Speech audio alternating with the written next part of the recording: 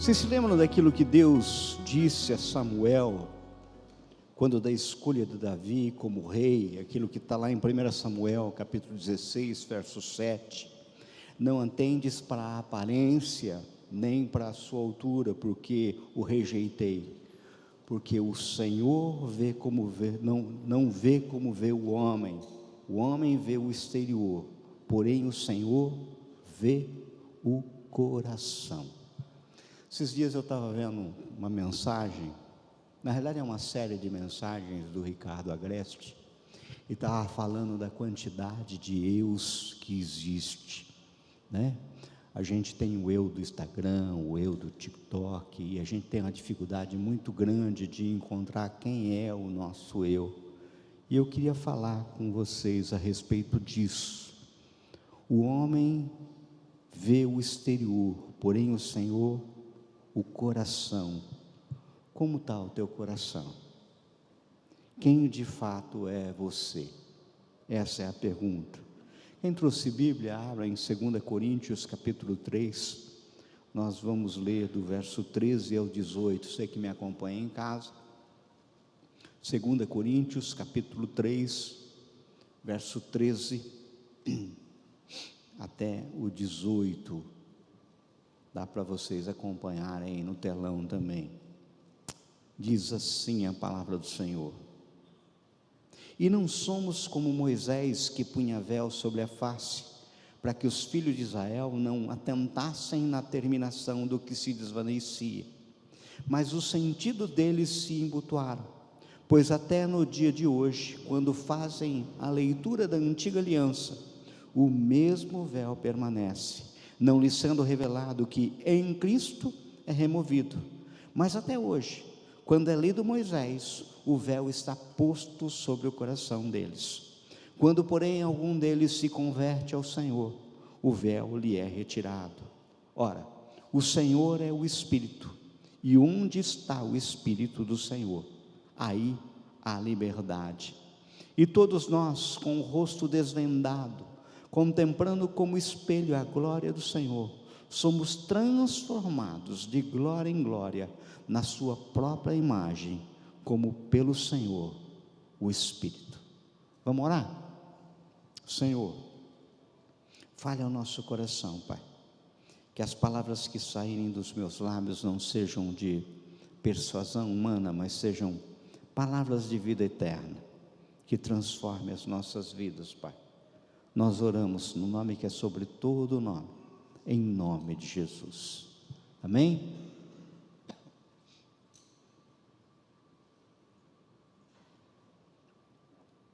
Ao dizer, não somos como Moisés, o apóstolo Paulo não está falando de nenhuma virtude de Moisés, mas sim, está para um outro lado, digamos, mostrando uma característica não tão nobre. Você poderia perguntar, mas por que Moisés cobria o rosto?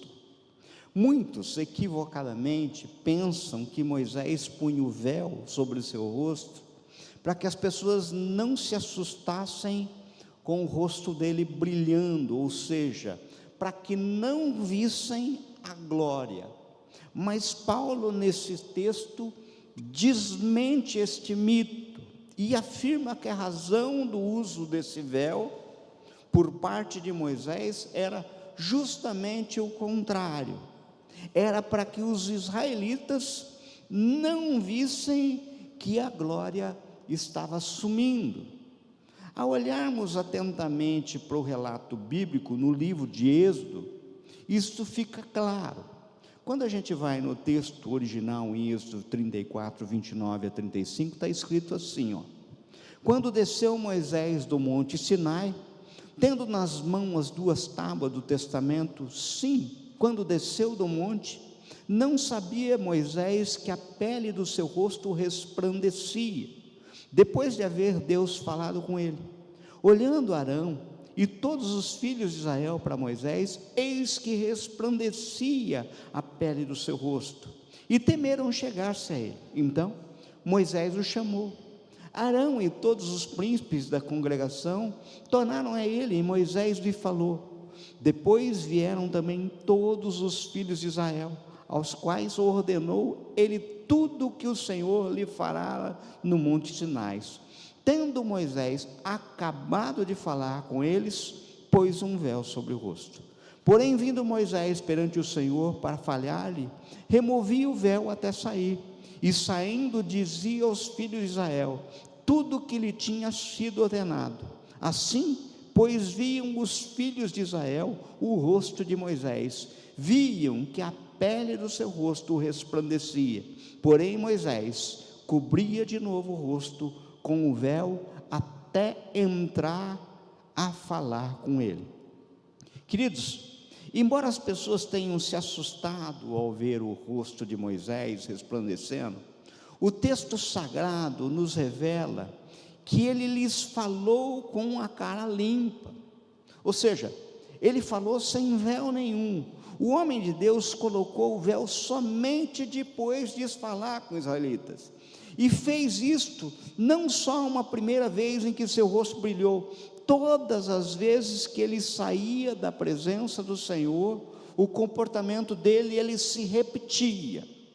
Ele falava ao povo as palavras de Deus, depois o povo via que o seu rosto estava brilhando, depois de falar ao povo e ver que o seu rosto brilhava, Moisés cobria a face com um véu até entrar na presença do Senhor de novo e sair com o rosto resplandecente novamente.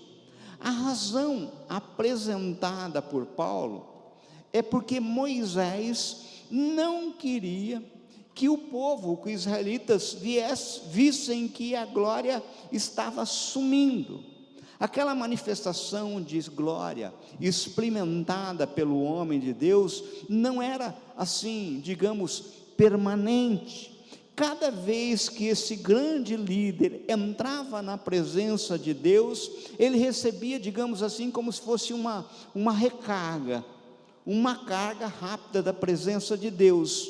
Mas quando ele se afastava, aí aquela carga ela ia se desvanecendo. E Moisés, como líder que já havia aparecido em público com o rosto brilhando, não queria que as pessoas vissem que a glória de Deus na sua vida estava sumindo. É isso que Paulo está apontando. Ou seja, no texto que nós lemos, Paulo fala claramente, na realidade, escancara uma atitude de, sejamos sinceros, uma atitude de fingimento, de falta de transparência.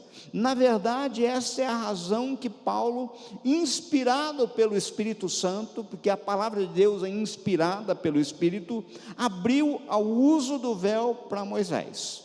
É isso que ele está falando. E este erro não é exclusivo de Moisés. Na verdade, é algo que todo líder, e eu queria estender, na realidade é algo que todo cristão, em algum momento também se encontrará lutando para não cometer, sabe? Para não se aperceber e ser apercebido numa situação como essa. Para muitos líderes, depois de terem brilhado diante do povo, a grande dificuldade é serem vistos sem glória. A grande dificuldade é verem vistos sem unção. A grande dificuldade é serem vistos, entre aspas, sem poder. A verdade é que há dentro de muito de nós uma desesperada disposição de esconder as nossas fraquezas e esconder as nossas limitações. Esta é uma das doenças que pode atingir os líderes, é o complexo de super-herói. Se a gente procurar o nosso Instagram, o nosso Facebook, você não vai ver lá as coisas ruins da vida da gente, sabe? Se você entrar no LinkedIn, você vai ver um grande homem de um negócio. Se você entrar no TikTok, é o cara descolado. Se você entrar no Instagram, é o cara de sucesso. E assim você tem esses perfis sendo criados de modo que hoje nós lidamos com muitos e muitos perfis que são verdadeiros eus paralelos. Nós temos o nosso eu, o eu do nosso Instagram, o eu da nossa rede social, o eu do meu trabalho, o eu da minha casa, o eu da minha empresa, o eu da minha escola, esses eus, sabe? Então, quando aqui nós estamos vendo essa síndrome de super-herói, quando estamos cheios da glória de Deus, e aqui nós estamos falando no aspecto espiritual, estamos cheios da glória, exibimos o rosto resplandecente para todo mundo. Quando não temos, encobrimos o rosto, sabe, com um véu que a gente poderia ter como um véu de engano, para que as pessoas pensem que ainda estamos brilhando, mesmo que de fato já não estejamos. Essa é uma crítica clara que Paulo está falando. Este erro tem um nome. Esse erro, na realidade, a gente tem que colocar um nome correto. Esse erro é dissimulação. E penso que pior do que errar é querer encobrir isso. Essa atitude, ela é antiga. Essa atitude começou com Adão e Eva. A dificuldade do primeiro casal em admitir seu pecado fez com que eles se escondessem. É uma atitude humana, nata, de se esconder vindo pelo pecado. Dá uma olhada naquilo que está em Gênesis capítulo 3, do verso 7 e 8. Abriram-se então os olhos de ambos, e percebendo que estavam nus, coseram folhas de figueira e fizeram cintas para si. Quando ouviram a voz do Senhor Deus, que andava no jardim pela viração do dia, esconderam-se da presença do Senhor Deus, o homem e sua mulher, por entre as árvores do jardim. Queridos, vejam que este parece ter sido um padrão de comportamento do ser humano desde o início da humanidade, e repetidamente é visto na vida de líderes que, mais do que qualquer outra pessoa, devido ao seu nível de exposição, talvez pública, da responsabilidade de serem homens e serem mulheres de Deus, não querem que ninguém nunca veja neles traços de fraqueza, traços de pecado, circunstâncias muitas vezes constrangedoras de sua vida. Perceba, foi isso exatamente, inclusive, que aconteceu com o rei Davi. Ele cometeu o pecado ao adulterar com Betseba. Isso não ofuscaria sua imagem até que a mulher lhe deu a notícia de que estava grávida, e resultou no erro deles. Então, a tentativa de encobrir o pecado cometido só deixou cada vez pior a situação. O pecado progride de adultério até homicídio, com a consequência perda do filho gerado. Dá para você observar isso em 2 Samuel, capítulo 11, do verso 6 ao 25, você vai ver a história. Se Davi tivesse reconhecido o seu pecado, em vez de fazer de tudo para esconder o seu erro, a história teria sido bem diferente, as consequências não assim tão graves, tá? Perceba que na realidade nós estamos aqui falando de máscara, mas como um homem que foi visto como um herói nacional, um homem aquele que as mulheres cantavam, aquele que cantou, matou 10 milhares, sabe, o ungido de Deus, como é que ele seria avaliado pelo povo diante da confissão do pecado? Como é que ele seria visto se ele mostrasse, e se mostrasse que ele não tinha o brilho que ele queria aparentar que tinha? Sabe, essa é a grande questão. Essa era a armadilha. Vocês estão percebendo? Quer um exemplo, outro exemplo? O apóstolo Pedro, um homem de grande estatura espiritual, uma das colunas da igreja. Quando ele esteve em Antioquia, ele acabou demonstrando uma certa, digamos assim, nas palavras de Paulo, inclinação a um fingimento, para que a sua imagem não ficasse, digamos assim, arranhada diante dos demais líderes de Jerusalém. Ora, mas como assim? Preste atenção. Vamos ver aquilo que está relatado em Gálatas, capítulo 2, verso 11 a 14, acompanha comigo, olha lá. Quando, porém, Cefas, aqui nós estamos falando Cefas, Pedro, veio a Antioquia, resistir-lhe face a face, porque se tornara repreensível. Aqui nós estamos vendo aqui, é quase que um bate-boca, uma lavação de roupa suja, tá? Entre Paulo e Pedro, tá? Com efeito, antes de chegarem alguns da parte de Tiago, comia com os gentios, quando porém chegaram, afastou-se, e por fim veio apartar-se, temendo os da circuncisão.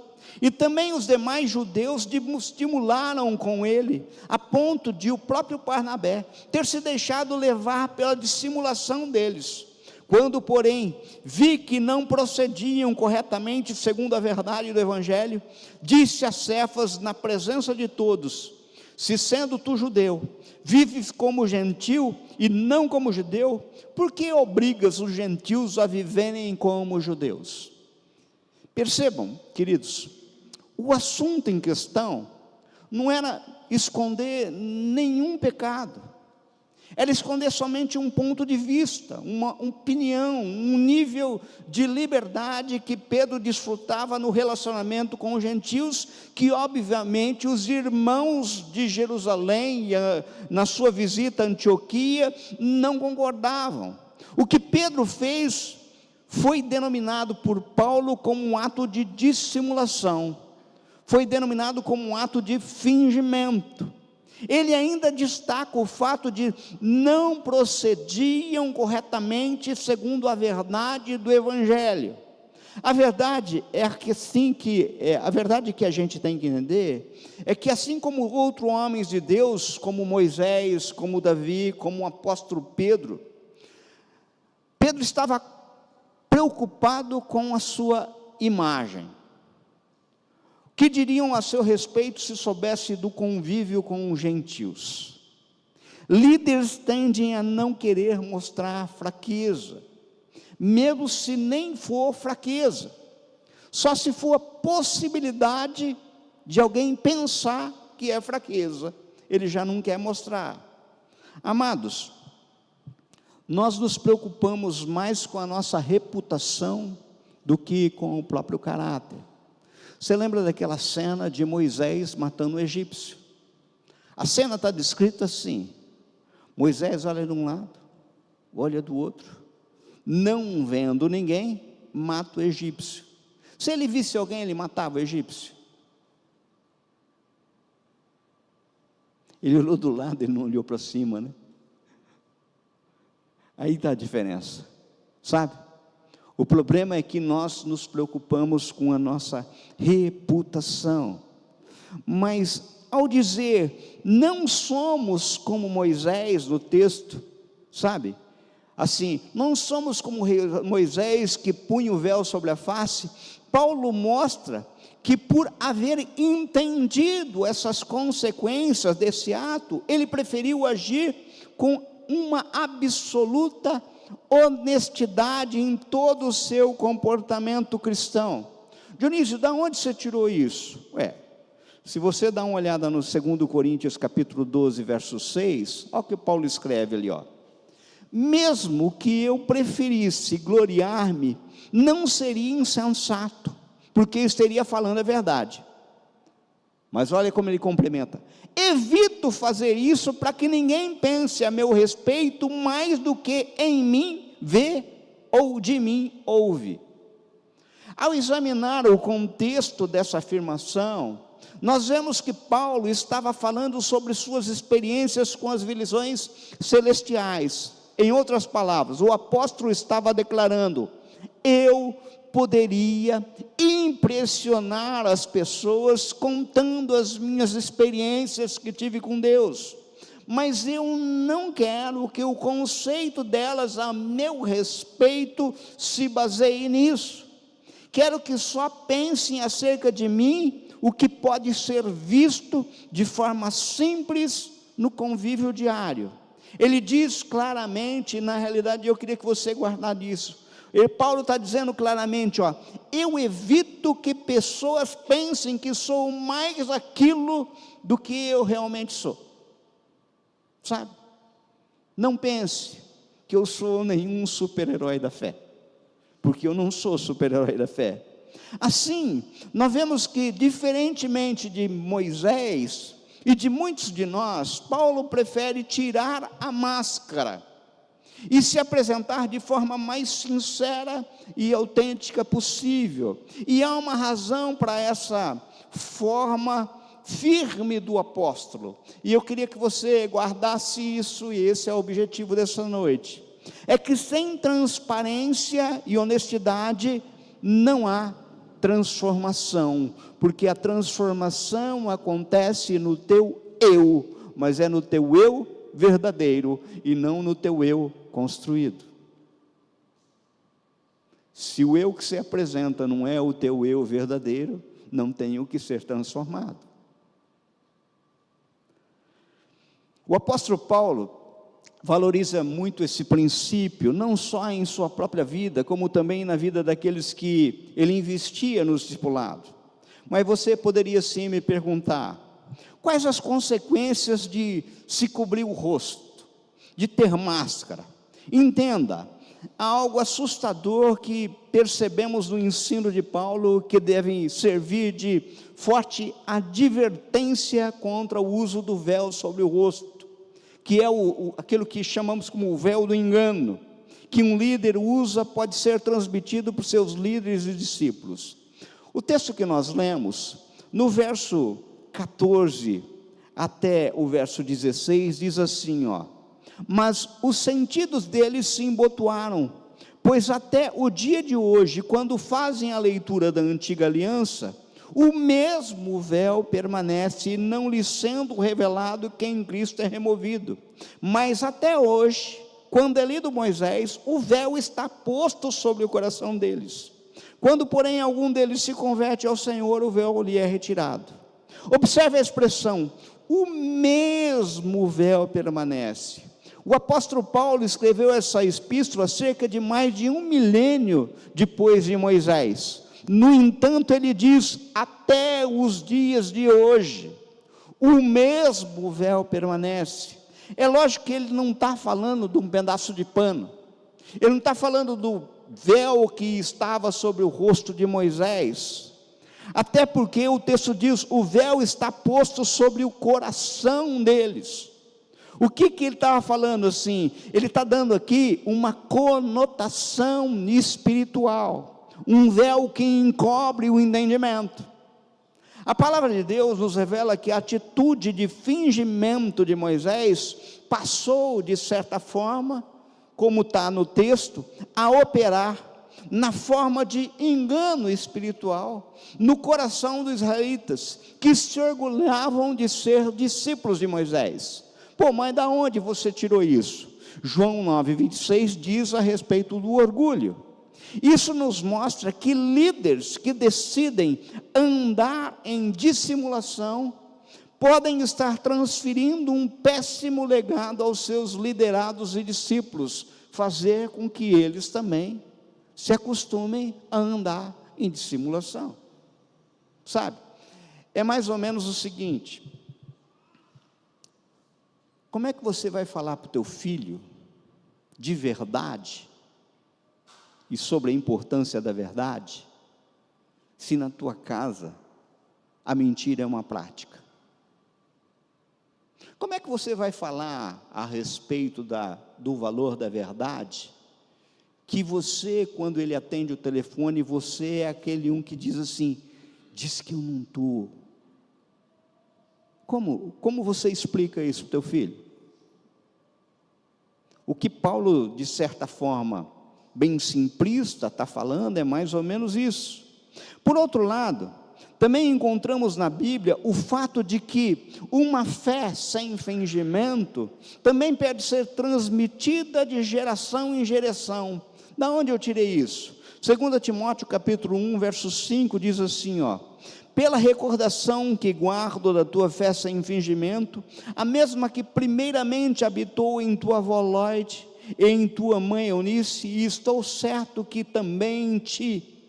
A fé sem fingimento, que Paulo elogia na vida de Timóteo, seu filho espiritual, vinha sendo transferida por diferentes gerações. Ela transferiu da avó Lloyd para a mãe Eunice, e da mãe Eunice para o filho Timóteo. Esse é um legado que pais deveriam transmitir para os seus filhos, e transmitir para os seus netos, e transmitir para os seus bisnetos. Essas consequências, ao meu entender, já deveriam trazer suficiente temor em nosso coração, de modo que não venhamos a incorrer no mesmo erro de Moisés. Entretanto, há um motivo que deveria gerar ainda mais temor ao que recorreu o uso do véu no seu rosto. É que, sem desvendar o rosto, ou seja, sem retirar a máscara, sem você apresentar o verdadeiro eu, não há transformação a ser experimentada pelo poder de Deus, porque Ele não transforma a fantasia, Ele não transforma a mentira, Ele transforma as pessoas.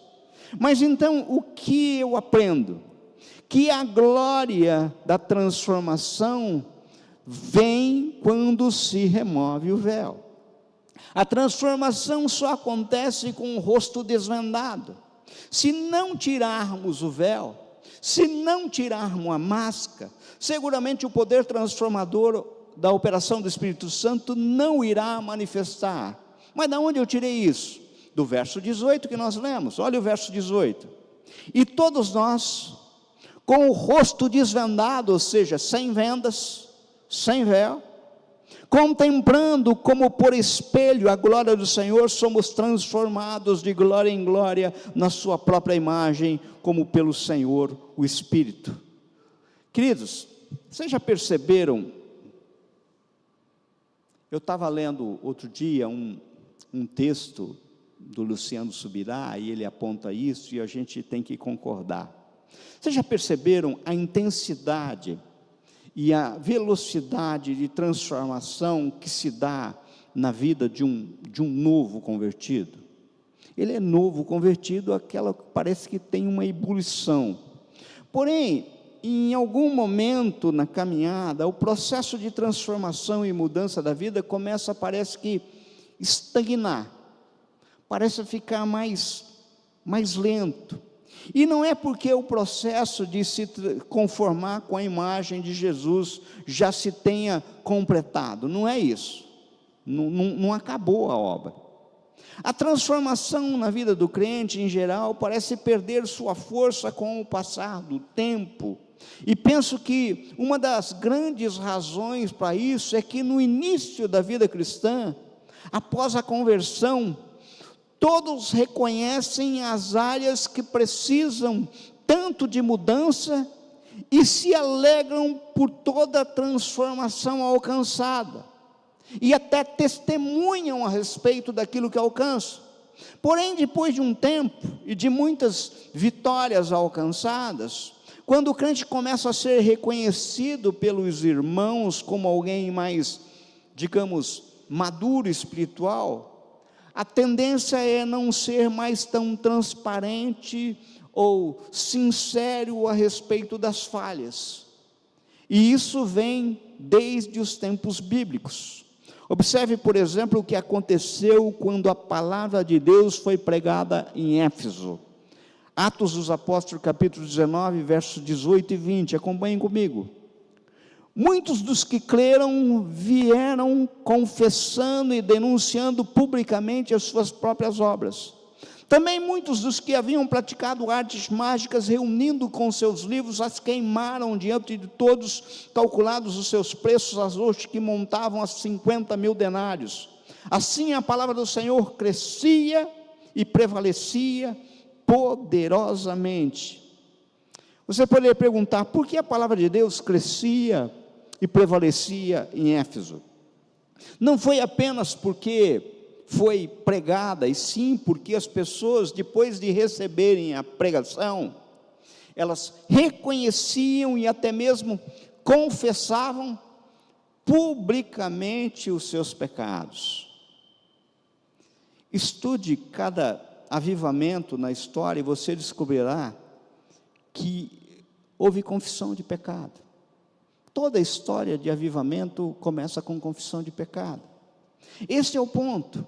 Quando as pessoas reconhecem as suas fraquezas, o poder do Espírito Santo pode se manifestar nela. Isso não é invenção minha, isso é doutrina bíblica. Isso tem base bíblica. Deus só opera o seu poder transformador quando reconhecemos as áreas problemáticas e apenas naquela área que admitimos os nossos pecados. Veja que acontece com o profeta Isaías. Você lembra daquela passagem do profeta Isaías, que está lá em Isaías capítulo 6? Lá em Isaías capítulo 6, então disse eu, ai de mim, né? Vocês lembram da cena?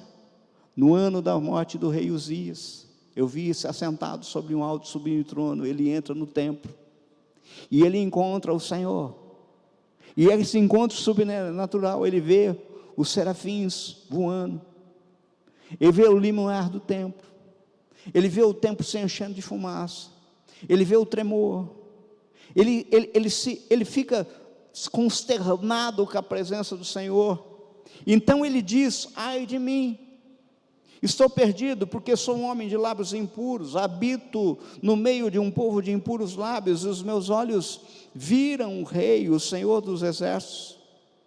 Então diz o texto, que então um dos serafins tirou com uma tenaz, uma brasa viva do altar, e tocou-lhe na boca. Por que tocou na boca, gente?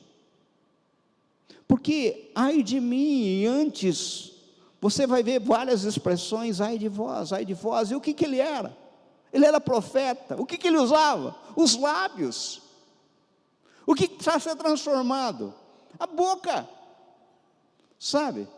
Então, essa é uma verdade bíblica incontestável. Deus só age nas áreas que reconhecemos os nossos pecados. Se nós acharmos que está tudo ok, está tudo ok. O Senhor Jesus ensinou, inclusive, sobre esses princípios, no Evangelho de Marcos, capítulo 2, verso 15 e 17, dá uma olhadinha comigo. Achando-se Jesus à mesa na casa de Levi, estavam juntamente com ele e com os seus discípulos muitos publicanos e pecadores, porque estes eram em grande número e também o seguiam. Os escribas dos fariseus, vendo-o comer em companhia dos pecadores e publicanos, perguntaram aos discípulos dele, por que come e bebe ele com publicanos e pecadores? Tendo Jesus ouvido isso, respondeu-lhes, os sãos não precisam de médicos, e sim os doentes. Não vim chamar justos, e sim pecadores. Queridos, entendam, quando nessa alegoria Jesus se compara a um médico, está falando de si como Salvador, mas quando fala de doente, que precisa de cura do médico, está falando do pecador, que precisa do perdão do Salvador. Porém, quando ele fala do são, ele não está se referindo a alguém que é justo, que não precise do Salvador, pois a Escritura aborda, como está escrito, que não há um justo sequer, aquilo que está em Romanos 3,10, não tem nenhum. Se não há ninguém que possa ser justo sem Cristo, quem é esse são que não precisa de médico na parábola contada por Jesus? O texto não fala de alguém que seja realmente são, mas de alguém que, porque se acha justo, não reconhece a necessidade do Salvador, ou seja, não há salvação sem arrependimento e reconhecimento dos pecados, não há salvação sem retirar a máscara, não há salvação sem confissão, não há salvação dos eus do teu Instagram, do teu Facebook, do teu TikTok. Não é esse eu que ele veio salvar, ele veio salvar o teu eu, sabe? E assim como na conversão, esse princípio permanece em toda a vida cristã. Quando desvendamos o rosto, somos transformados. Quando dissimulamos, aparentando não ter pecado algum, a transformação simplesmente ela não pode acontecer.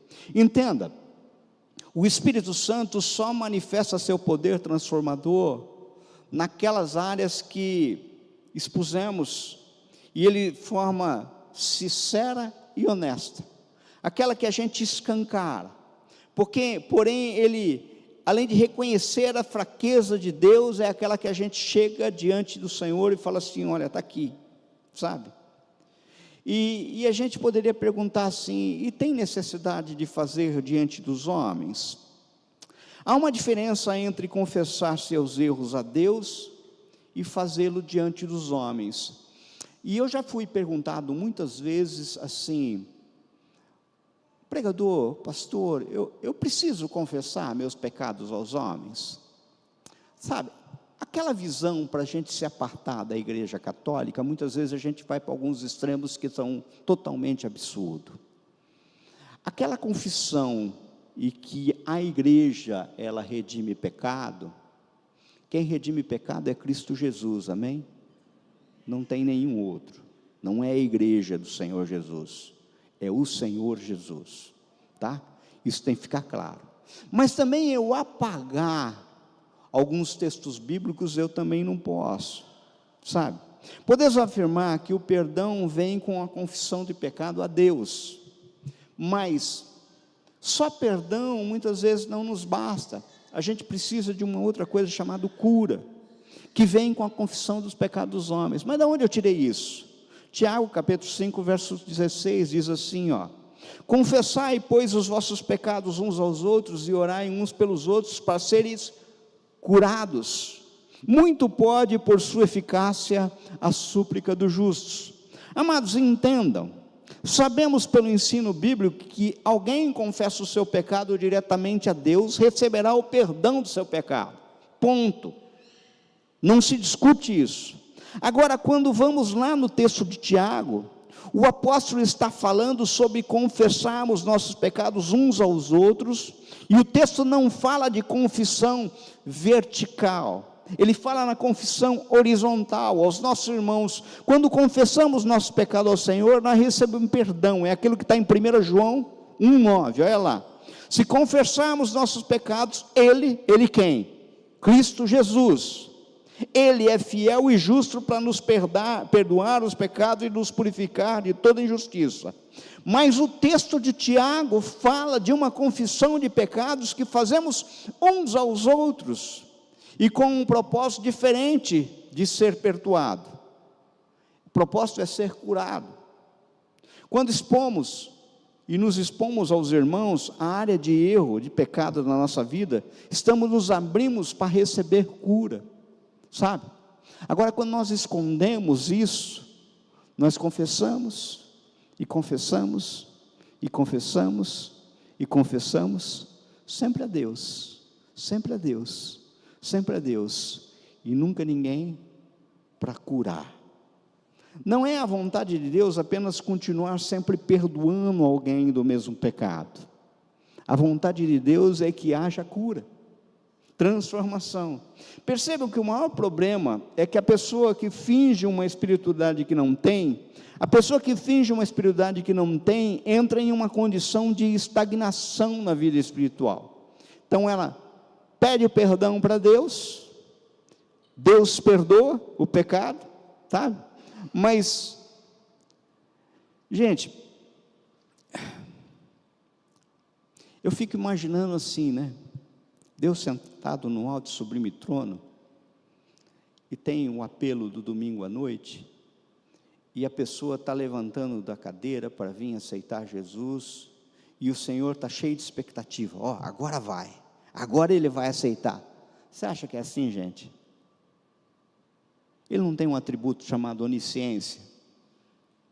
Você acha que ele fica torcendo, tipo, não, agora vai, Paulo, você acha que é assim? Não, agora, enganar ele, hein? O que o Senhor está falando é de cura. Por outro lado, quando nós admitimos e reconhecemos as nossas fraquezas, O poder de Deus pode então se manifestar e operar em nossas vidas, sabe? Esse é o grande problema. Olha o que Paulo nos escreve em 2 Coríntios 12, 9 e 10. Então, ele me disse, a minha graça, você lembra da história do espinho na carne?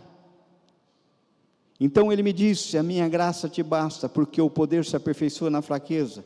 De boa vontade, pois, mais me gloriarei na fraqueza, para que sobre mim repouse o poder de Cristo. Pelo que sinto prazer nas fraquezas, nas injúrias, nas necessidades, nas perseguições, nas angústias, por amor de Cristo, porque quando sou fraco, então é que sou forte. Gente, tremenda essa definição de graça. O poder de Deus que se aperfeiçoa na fraqueza, na nossa fraqueza. O apóstolo está dizendo que aprendeu a ter prazer e reconhecer a sua fraqueza e limitações, pois esse é o caminho para que o poder de Deus possa operar na nossa vida.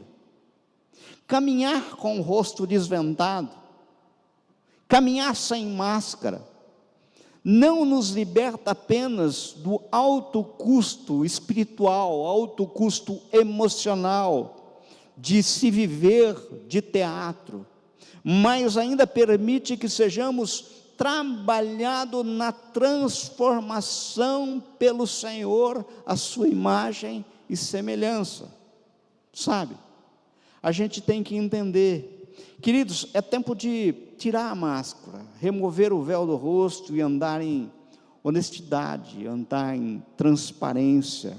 Essa é a essência do verdadeiro arrependimento e o anseio que deve reinar em todo o coração que deseja render-se totalmente a Deus. É ter um coração sincero. Sincero é sem cera. No teatro antigo passava-se cera no rosto para ter máscara e interpretar como um teatro. Sincera, a palavra sincero vem disso, é sem cera, é retirar a cera, é o teu eu, quem é você.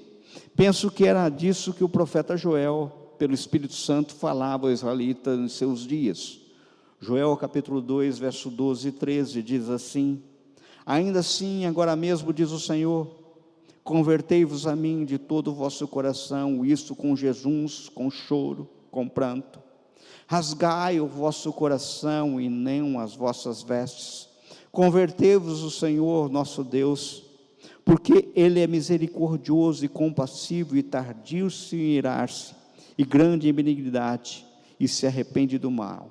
Uau! Rasgar o coração e não as vestes. O que a Bíblia está dizendo? Antigamente, quando, por exemplo, um rei estava com as suas vestes, mas ele queria demonstrar que por dentro ele estava abatido, sabe? Ele estava quebrado, ele rasgava as suas vestes em público. O rei de Israel saía em público vestido normalmente e de repente ele rasgava a veste comum para mostrar que de fato estava muitas vezes de luto, e seus verdadeiros sentimentos por toda a crise que atravessava se manifestava neste momento. O que o Senhor está falando é o seguinte: olha, não rasgue só as vestes não, rasgue o teu coração diante de mim, sabe? É como se o Senhor estivesse falando para nós, através do profeta Joel. Deus pediu que os israelitas rasgassem o coração para mostrar o seu real estado, como prova, sabe, de arrependimento. A sinceridade e transparência têm grande poder na luta contra o pecado. O Senhor queria que o seu povo mostrasse como realmente estava o interior, pois Ele não se importa com a aparência, sabe? O que conta para Deus é o coração.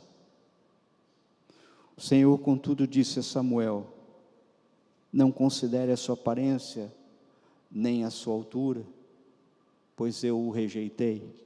O Senhor não vê como o homem vê a aparência, mas o Senhor vê o coração. Por isso eu repito a pergunta de início: como está teu coração? Como está o teu verdadeiro eu? Você permite que o teu verdadeiro eu seja tratado pelo Senhor? Ou você está convivendo há tanto tempo com esses tantos eus, sabe? Eu do Instagram, eu da Facebook, eu do LinkedIn, eu do TikTok, sabe? O homem tenta manter a aparência porque é assim que os outros homens o veem e medem. Mas o Senhor não vê desse jeito. O Senhor não vê desse jeito. Tem uma historinha que aconteceu, não sei realidade, 250 anos antes de Cristo, um príncipe na China, solteiro, ia se casar. Ele ia ser ordenado rei. Mas para ser ordenado rei, ele deveria se casar. E tinha uma mulher no reino, muito humilde, mas apaixonada por ele. Verdadeiramente apaixonada. Mas ela não tinha nenhuma chance com ele. Mas haveria um dia em que ele ia propor uma grande festa, onde ele ia anunciar como seria o procedimento para escolher a rainha. Ela ouviu de toda a parentela dizendo: você não deve ir, você não tem a menor chance. Ela falou assim: não, mas eu me contento só em vê-lo, eu sei que eu não tenho chance. Quando ela compareceu lá, ele propôs algo diferente. Ele distribuiu semente a todas as moças candidatas do reino, semente de flores, e disse que essas moças deveriam levar essas sementes e cultivá-las, e depois de 6 meses voltassem com essas flores, e ele escolheria entre as moças aquela que apresentasse a flor mais bonita. Essas moças saíram, moças encantadoras, uma mais linda que a outra, e levaram as sementes. O tempo se passou e ela pegou uma das sementes e levou para casa. Ela tomou todo o cuidado, ela fofou a terra, ela plantou no melhor vaso, sabe? Ela regou, ela tomou todo o cuidado, mas a semente não vingou, não nasceu nada, sabe? Nada. Ela ficou com aquele vasinho. Chegou o dia da apresentação, ela falou assim: como é que eu vou lá? O vaso vazio. Mas ela falou assim: mas eu quero ir lá, pelo menos eu vou vê-lo. Quando ela chegou no palácio, todas as moças, cada uma estava com uma flor mais linda nos seus vasos, uma mais linda que a outra, difícil até de escolher. O príncipe desceu e começou a passar revista nas flores, lindas, encantadoras, até que avistou ela no cantinho, tímida, com um vasinho segurando e nenhuma flor. O príncipe chegou nela, pegou ela pela mão e trouxe, falou assim: eu já escolhi quem será a minha rainha. E apresentou ela. Ninguém entendeu. Ela falou assim: ela me mostrou a flor da sinceridade, porque a todas eu distribuí sementes estéreis. As sementes que não foram as sementes que eu distribuí. A única que trouxe a semente que eu distribuí foi essa, sabe? Eu fico imaginando que Deus está esperando isso da gente. Thomas Watson diz: é melhor desmascarar nossos pecados antes que eles nos desmascarem. O entendimento dessa verdade é que a gente deve abandonar nossas hipocrisias e se entregar ao nosso verdadeiro eu. Quem sou eu diante de Deus? Eu queria que você ficasse de pé e nós transformássemos essa canção numa oração, para depois nós orarmos juntos. Uma oração de arrependimento, uma oração de confissão, uma oração de transformação, sabe? Transformação de coração. Aquele tipo de oração que faz cair máscara, que remove o véu.